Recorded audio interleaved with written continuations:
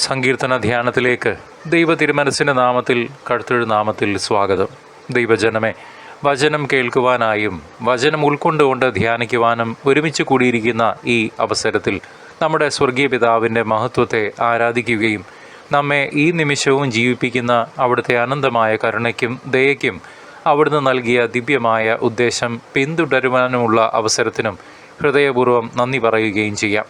നമ്മുടെ കുറവുകളും പാപങ്ങളും ആത്മാർത്ഥമായി ഏറ്റുപറഞ്ഞ് അവിടുത്തെ ക്ഷമയും കൃപയും നമുക്ക് തേടാം. സഹോദരങ്ങളെ, ദൈവവചനം മനസ്സിലാക്കുവാനും അതിലുള്ള സത്യങ്ങൾക്കായി നമ്മുടെ മനസ്സും ഹൃദയവും തുറക്കുവാനുമുള്ള ജ്ഞാനത്തിനായി അപേക്ഷിക്കാം തമ്പുരാനോട്.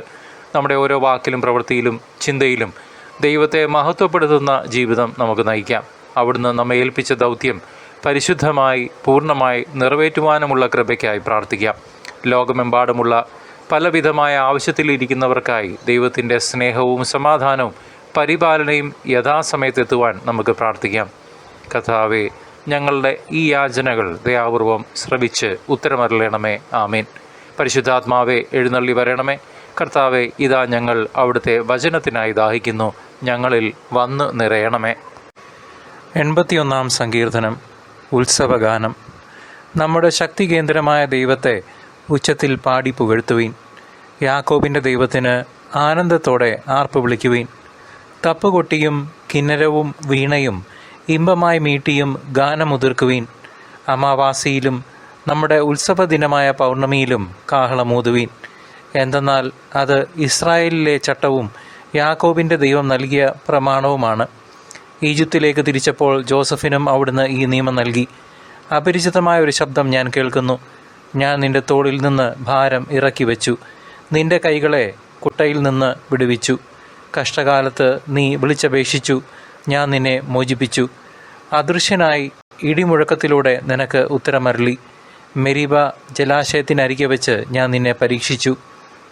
എൻ്റെ ജനമേ, ഞാൻ മുന്നറിയിപ്പ് നൽകുമ്പോൾ ശ്രദ്ധിച്ച് കേൾക്കുക.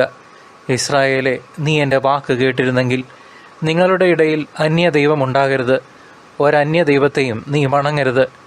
ഈജിപ്ത് ദേശത്തു നിന്ന് നിന്നെ മോചിപ്പിച്ച ദൈവമായ കർത്താവ് ഞാനാണ്.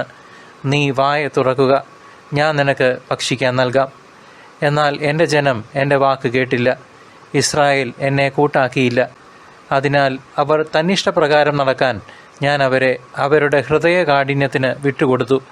എൻ്റെ ജനം എൻ്റെ വാക്ക് കേട്ടിരുന്നെങ്കിൽ, ഇസ്രായേൽ എൻ്റെ മാർഗത്തിൽ ചരിച്ചിരുന്നെങ്കിൽ, അതിവേഗം അവരുടെ വൈരികളെ ഞാൻ കീഴ്പ്പെടുത്തുമായിരുന്നു. അവരുടെ ശത്രുക്കൾക്കെതിരെ എൻ്റെ കരം ഉയർത്തുമായിരുന്നു.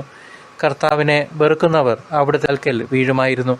അവരുടെ ശിക്ഷ എന്നേക്കും നിലനിൽക്കുമായിരുന്നു. ഞാൻ മേൽത്തരം ഗോതമ്പ് കൊണ്ട് നിങ്ങളെ തീറ്റിപ്പോറ്റുമായിരുന്നു. പാറയിൽ നിന്നുള്ള തേൻ കൊണ്ട് നിങ്ങളെ സംതൃപ്തരാക്കുമായിരുന്നു.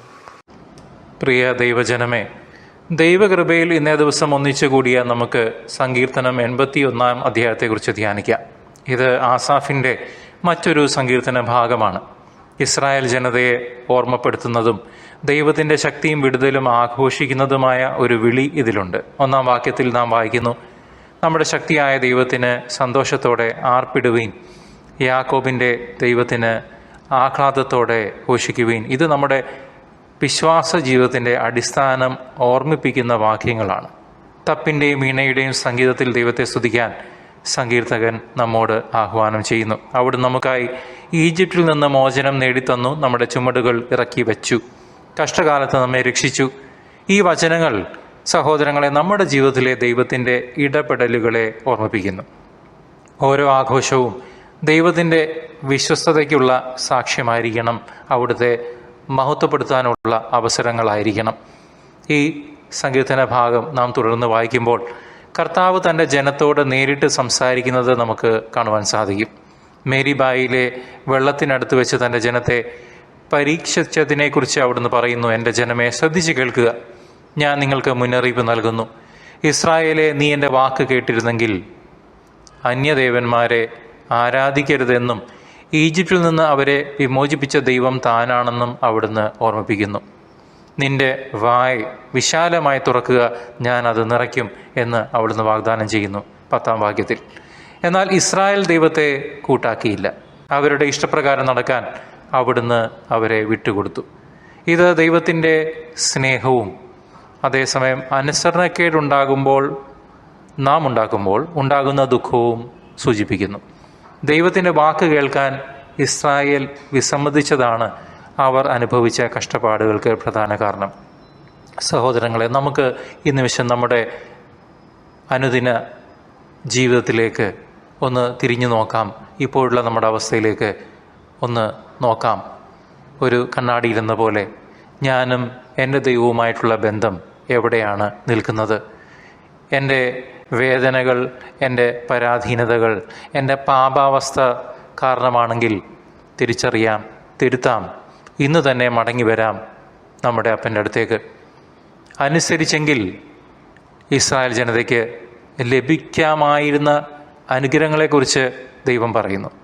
അയ്യോ, എൻ്റെ ജനം എൻ്റെ വാക്ക് കേൾക്കുകയും ഇസ്രായേൽ എൻ്റെ വഴികളിൽ നടക്കുകയും ചെയ്തിരുന്നെങ്കിലെന്ന് 13-ാമത്തെ വാക്യമാണത്. അങ്ങനെയെങ്കിൽ അവരുടെ ശത്രുക്കളെ വേഗം കീഴടക്കുകയും അവരെ മികച്ച ഗോതമ്പും പാറയിൽ നിന്നുള്ള തേനും കൊണ്ട് പോഷിപ്പിക്കുകയും ചെയ്യുമായിരുന്നു. ഈ വചനങ്ങൾ ദൈവത്തിൻ്റെ വലിയ വാഗ്ദാനങ്ങളും തൻ്റെ ജനത്തോടുള്ള അഗാധമായ സ്നേഹവും വെളിപ്പെടുത്തുന്ന വാക്യങ്ങളാണ്.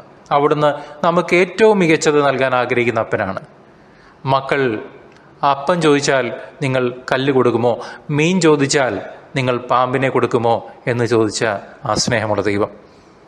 പക്ഷേ അതിന് നമ്മുടെ ഭാഗത്തു നിന്ന് അനുസരണം ആവശ്യമാണ്, എളിമ ആവശ്യമാണ്. ദൈവത്തോട് നാം അനുരൂപപ്പെട്ട് ക്രിസ്തു സാക്ഷികളായി എല്ലാ ദിവസവും നാം ജീവിക്കുമ്പോൾ മാത്രമാണ് നമ്മുടെ ജീവിതത്തിൽ വരാനിരിക്കുന്ന അനുഗ്രഹങ്ങൾ കൃപയുടെ മഴയായി ഒഴുകുന്നത്. അതല്ലെങ്കിൽ നാം കരുണയിൽ മാത്രം വിജാതീയരെ പോലെ, അക്രൈസ്തവരെ പോലെ നാം ജീവിതം തള്ളി മുന്നോട്ട് കൊണ്ടുപോകുന്ന ഒരവസ്ഥയിൽ എന്നും കഴിഞ്ഞുകൂടേണ്ടതായിട്ടുള്ള ഒരു സിറ്റുവേഷൻ, ആ സിറ്റുവേഷൻ നാമായിട്ട് ക്രിയേറ്റ് ചെയ്യുന്നതാണെന്ന് നമുക്ക് റിഫ്ലക്റ്റ് ചെയ്ത് നമുക്ക് ചിന്തിക്കാം. Let us transform to be heaven worthy. Let us reflect on our lives and see what changes I and you need to go through to become holy. Because the ask is very simple, be holy as I am.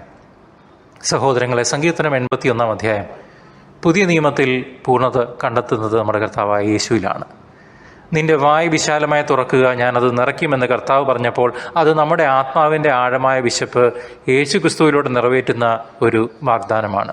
അവിടുന്ന് ജീവൻ്റെ അപ്പമാണ്. യോഹന്നാൻ 6:35. നമ്മെ തൃപ്തിപ്പെടുത്തുകയും നിത്യജീവൻ നൽകുകയും ചെയ്യുന്നു കർത്താവായ യേശു ക്രിസ്തു.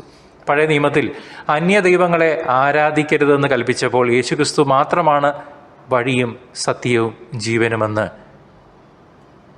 പുതിയ നിയമത്തിൽ നാം യോഹന്നാൻ 14:6 വായിക്കുന്നു. കഷ്ടകാലത്ത് ഇസ്രായേലിനെ വിടുവിച്ചതുപോലെ പാപത്തിൻ്റെയും മരണത്തിൻ്റെയും ഭാരത്തിൽ നിന്ന് കർത്താവായ യേശു ക്രിസ്തു നമ്മെ വിടുവിച്ചു അവിടുത്തെ കുരിശിലെ ബലിയിലൂടെ. സങ്കീർത്തനത്തിലെ ന്യായപ്രമാണത്തെ യേശു തൻ്റെ ജീവിതത്തിലൂടെയും മരണത്തിലൂടെയും ഉദ്ധാനത്തിലൂടെയും പൂർത്തിയാക്കി എനിക്കും നിങ്ങൾക്കും വേണ്ടി. സഹോദരങ്ങളെ, നമ്മുടെ കർത്താവിൻ്റെ രണ്ടാം വരവിനായി നാം കാത്തിരിക്കുന്ന ഈ അന്ത്യകാല നിമിഷങ്ങളിൽ ഈ സങ്കീർത്തന ഭാഗത്തിൽ നിന്ന് നല്ല പാഠങ്ങൾ നമുക്ക് ഉൾക്കൊള്ളാം. കർത്താവിനെ സ്തുതിക്കാം. അവിടുന്ന് നമുക്കായി ചെയ്ത കാര്യങ്ങൾ ഒരിക്കലും മറക്കരുത്. ഇസ്രായേൽ അനുസരിക്കാൻ വിസമ്മതിച്ചതുപോലെ കഠിന ഹൃദയം ഉള്ളവരാകാതെ ദൈവത്തിൻ്റെ ശബ്ദം കേട്ട് അനുസരിക്കാൻ നാം നിരന്തരം ശ്രദ്ധിക്കണം.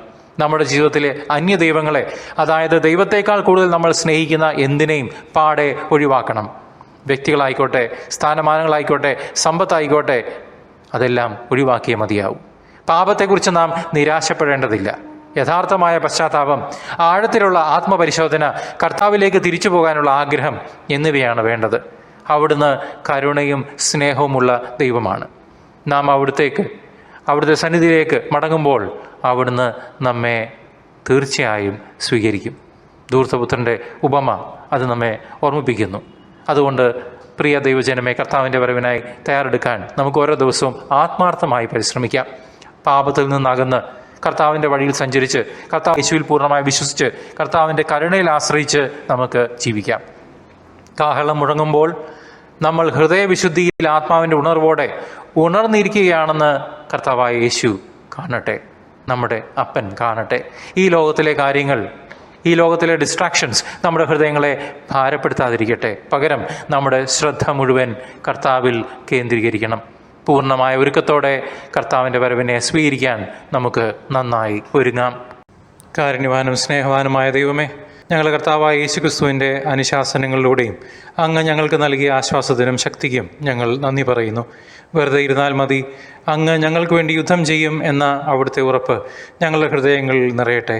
കൊച്ചു കുഞ്ഞുങ്ങളെപ്പോലെ ഹൃദയശുദ്ധിയോടെ അങ്ങേ അന്വേഷിക്കാനും അങ്ങയുടെ കൽപ്പനകൾ പാലിക്കുവാനും ഞങ്ങളെ സഹായിക്കണമേ. ഞങ്ങളുടെ അപ്പനായ അങ്ങയുടെ ശബ്ദം കേൾക്കാൻ ഞങ്ങളെ പഠിപ്പിക്കണമേ. ഞങ്ങളുടെ കർത്താവായ യേശുക്രിസ്തുവിൻ്റെ രണ്ടാം വരവിനായി കൊതിയോടെ ഞങ്ങൾ കാത്തിരിക്കുമ്പോൾ കുലുങ്ങാത്ത വിശ്വാസത്തോടെ ജീവിക്കുവാനും അങ്ങയുടെ സ്നേഹത്തിന് സാക്ഷികളാകുവാനും ഞങ്ങൾക്ക് കൃപ നൽകണമേ ദൈവമേ. ഞങ്ങളുടെ കർത്താവായ യേശുക്രിസ്തു വഴി ഈ പ്രാർത്ഥന ഞങ്ങൾ അങ്ങേ സമർപ്പിക്കുന്നു. ആമേൻ. കർത്താവിനെ ഇനിയും അറിയാത്ത ഒരു വ്യക്തിക്കെങ്കിലും ഈ വചനധ്യാനം പങ്കുവയ്ക്കുമല്ലോ. ദൈവം നിങ്ങളെ സമൃദ്ധമായി അനുഗ്രഹിക്കട്ടെ.